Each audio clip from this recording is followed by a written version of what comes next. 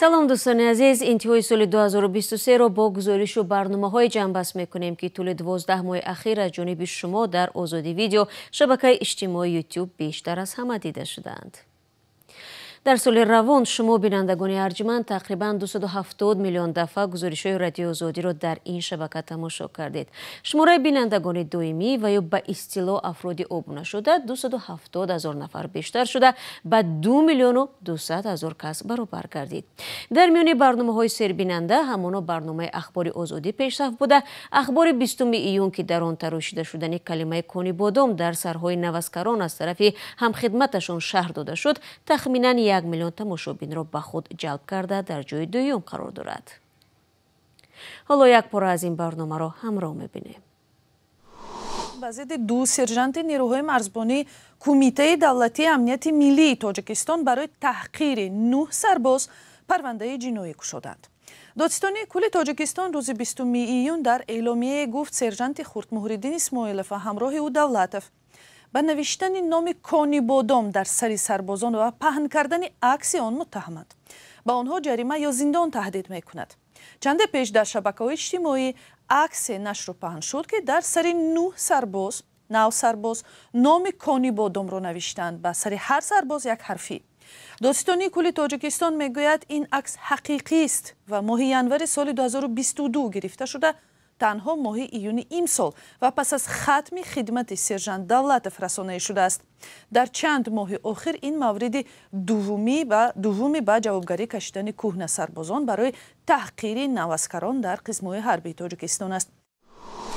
мисли он шарҳи идораи додситони Тоҷикистон дар бораи навори латтукуби марзбонон аз тарафи ҳамхидматҳояшон дар вилояти Суғд таваҷҷӯҳи беш аз 750 000 бинандаро ба худ кашид. ин барнома ки 25 апрел нашр шуда буд, дар ҷои панҷум мавқеъ гирифт. як пораи барномаро ба хотир меорем. имрӯз сешанбе 25 апрел аст. додситони кулли Тоҷикистон навори латтукуби бераҳмонаи сарбозони тоҷикро шарҳ дод. субҳи 24 апрел навори задани сарбозон аз ҷониби сарбозони бузургсолтар дар шабакаҳои иҷтимоӣ нашр шуд ки дар он бо забони тоҷикӣ суҳбат мекарданд. матлаби навбатие ки дар ҷои 8-ум қарор дорад низ ба хидмат дар артиш ва даъвати наваскарон иртибот мегирад ки баъзан боиси нофаҳмӣ ва ҷанҷол мешавад. гузориш дар бораи задухурди сокинони Истарафшан бо милиса ки ҳангоми даъвати наваскар ба амал омад беш аз 676 000 бинанда дошт. вазорати корҳои дохилии Тоҷикистон бо нашри гузориш гуфт ки сокинони инҷо ба фаъолияти касбии маъмурини пулис монеъ эҷод карданд, вале сокинон иддаои дигар доранд ва фарзияҳои худро пеш меоранд.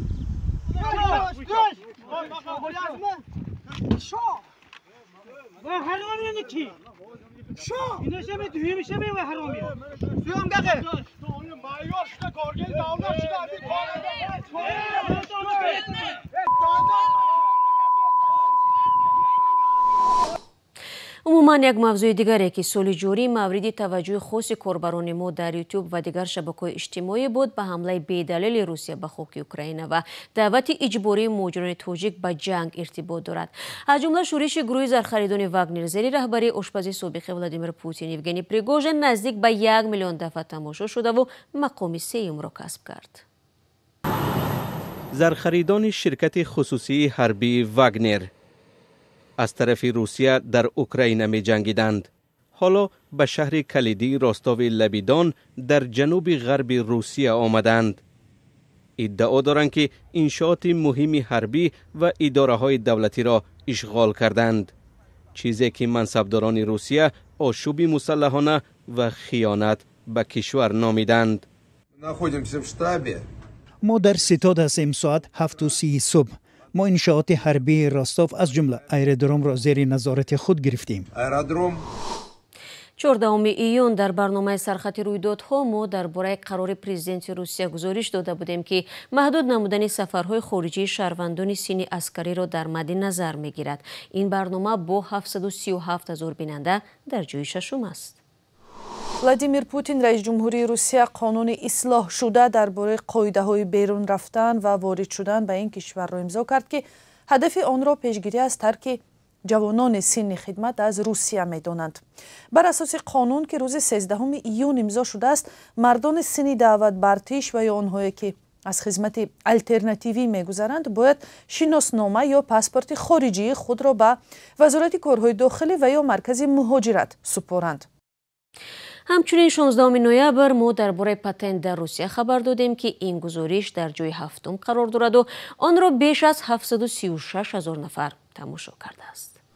چون از مهاجرت گفتیم، وکیلان حزب سپراvedливая روسیه در دومای دولتی پیشنهاد کردند که نظام پتنتی در این کشور از بین برده شود و به جای آن مهاجران مثل شهروندان روسیه از درآمدشان 13% انداز سپارند. طرح لایحه قانون در این باره به دومای دولتی پالاتای پایانی پارلمانت روسیه فرستاده شده است. حامیان حقوق میگویند اگر این پیشنهاد قبول شود بر ضرر مهاجران خواهد بود. گزارش درباره زمین لرزه در تاجیکستان که به ساکنان نواحی شمال کشور زیان بزرگ مالی رساند، زیاده از 662,000 بیننده داشت و در زینه نهم قرار دارد. شب گذشته از زمین لرزه سخت، تاجیکستان و چند کشور منطقه از جمله ازبکستان، افغانستان و پاکستان را تکان داد. به اطلاع کاربران شدت زمین لرزه را در بسیار منطقه های تاجیکستان حس کردند. مسئولین کمیته حالتهای فوق‌العاده تاجیکستان گفتند که زمین لرزه ساعت 21:47 شام 21 مارس ثبت شد. امیده یوسفی سخنگوی کمیته حالتهای فوق‌العاده در صحبت با رادیوی آزادی گفت در مرکزش افغانستان قوه زمین لرزه بیش از 7 بال و در شهر دوشنبه 5 بال را تشکیل داد. درباره خسارات رسیده از زمین لرزه در تاجیکستان تا حال گزارش در دست نیست. در جای دهم سفر امام علی رحمان به آلمان موقع گرفته است که در برنامه اخبار 2 اکتبر نشر شده تخمینا 655,000 بیننده را به خود جلب کرد. گروهی از مخالفان حکومت تاجیکستان شکایت دارند که بعد اعتراض پرسر و صدای آنها در آلمان مقامات انتظامی تاجیکستان خویشاوندانشان را آزار و اذیت می‌کنند. آخر هفته گذشته ضمن سفر امام علی رحمان به برلین، گروهی از پناهجویان تاجیک در نزد محل ملاقات رهبران آسیای مرکزی با صدر اعظم آلمان تظاهرات کردند. و اکنون میخواهم درباره گزارش صحبت کنم که با بیش از 838,000 تماشابین جای چهارم را اشغال کرده است. این گزارش در بخش شورتس یعنی نوارهای کوتاه و بدون شرح رادیو آزادی نشر شده است که آن را شبکه یوتیوب سال روان معرفی نمود. بخش بزرگی این نوارها را شما به اصطلاح خبرنگاران مردمی ما فرستاده اید.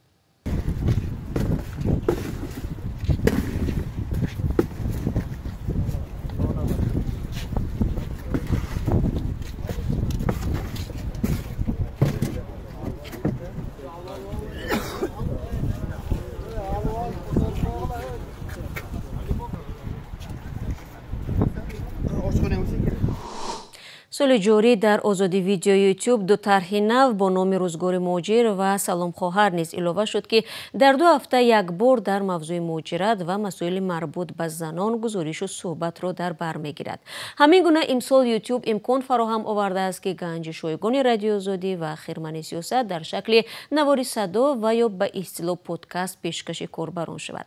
و بینندگان مهربان در جنبش 10 گانه رو میاریم به گزارش 5 گانه که 3 سال این جانب در جای اول است. امسال این گزارش 1,234,000 بیننده را به خود کشیده است.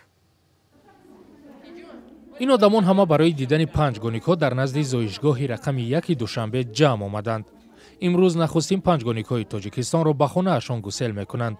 برای این نمایندگان وزارت تندرستی، حکومت ولایت ختلان و افراد اینجا آمدند که خبر تولد 5 گانیک برایشان عجایب و شادی آور بود.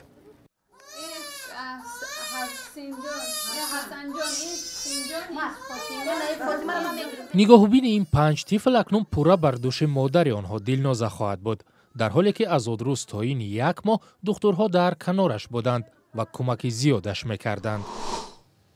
دوستان عزیز، با آرزوی آنکه در سال نو 2024 نیز توجه شما به رادیو آزادی و به همین پایگاه ما در یوتیوب کم نشود، 10 گانه پربیننده ترین ها را به پایان میبریم. با تمنای سلامتی بر دوام شما و خبرهای خوب در سال نو، خدا نگهدارتان.